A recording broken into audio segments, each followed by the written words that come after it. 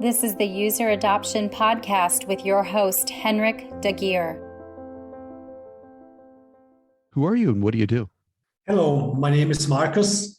I'm a consultant helping SaaS companies to improve their customer success organization. Markus, how are you involved with user adoption? So, of course, due to the fact that I help SaaS companies, user adoption is obviously a very important topic. So, user adoption, of course, is very, very important for these companies, because if the users don't like to log into the product and use it on a daily basis, these SaaS companies are in trouble. Markus, what are the biggest challenges and successes you've seen with user adoption? So there are different challenges and problems I see. The most important challenge is that many of these SaaS companies, they've built user adoption and customer success based on their internal views.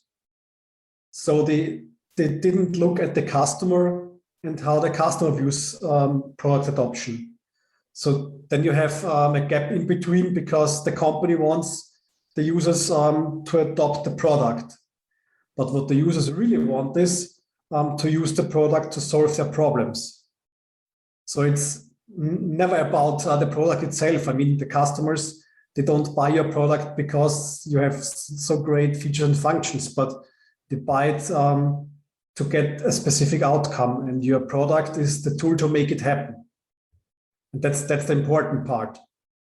So you really need to focus on tying user adoption and delivering outcomes together. So that's one big point. And of course, the biggest success is when you invest into building customer relationships, where you have a real discovery of what exactly your customers' needs are. Because there is no single solution that works for everybody in the same way. So customers have different products, they have different skills and knowledge they already possess. So the success journey is literally different for every single user. But companies who really take the time and invest into finding out what customers exactly need, they will also see the highest and best user adoption. Markus, what advice would you like to share with people working on improving user adoption? You need to discover where our customers start and what they need.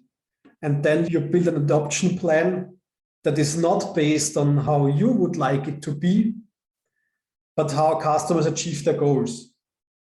So you build the user adoption, the milestones you point out based on completing tasks or solving partial problems until customers achieve their final goal. The goal for that made them sign up with their product in the first place.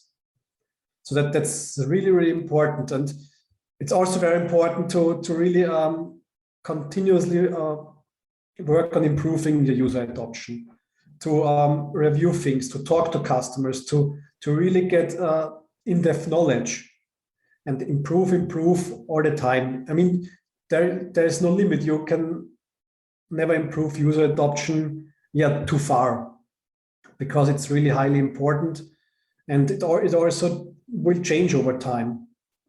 So these are the two most important things: to understand your customer and to continuously improve user adoption. Markus, where can we learn more about user adoption and your work on the subject? My work on the subject of user adoption is quite limited. So my focus is to build out the right things that come before, so that you have the right customers on board, that customers come with the right expectations, that you really understand customers, that you analyze your customer portfolio and build your user adoption process based on how your most successful customers are already using your product. So that's really important, to look into the data and to look into the right data.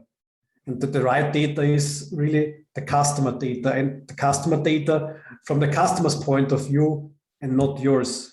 That's a big difference.